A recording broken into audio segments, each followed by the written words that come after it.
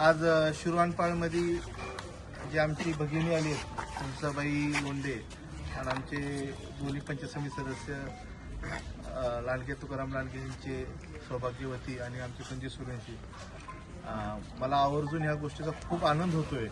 की तुळसाबाई लोंढे आमच्या बूथ प्रमुख,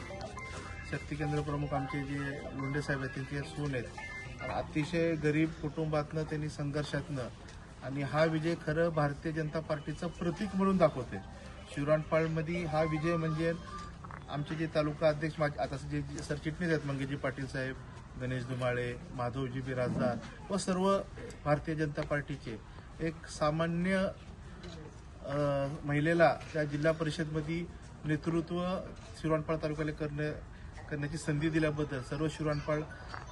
वासियांचे मी खरं मनपूर्वक हृदयपूर्वक आपले आभार व्यक्त करतो. कारण पुढं 2 संस्था चालक होते, पण मतदार राजांनी संस्था चालक असतील किंवा माजी आमदार सर्व होते, पुढे माजी आमदार हे होते, पण त्यांना न करता एक सामान्य माझ्या भगिनीला त्या जिल्हा परिषदमध्ये पाठवण्याचं जे धाडस केले, खरं शिरवानपाळ मतदार राजाचा खूप आभार व्यक्त करतो. आणि त्याचबरोबर आमचे जे काकू आहेत, तुबाकले काकू, जे बालकुंदा गटातनं जे तांबाळा गटातनं बालकुंदा तांबाळा आहे आणि तिथनं ऊस ह्या चिन्हावर निवडून आल्यात. आता ते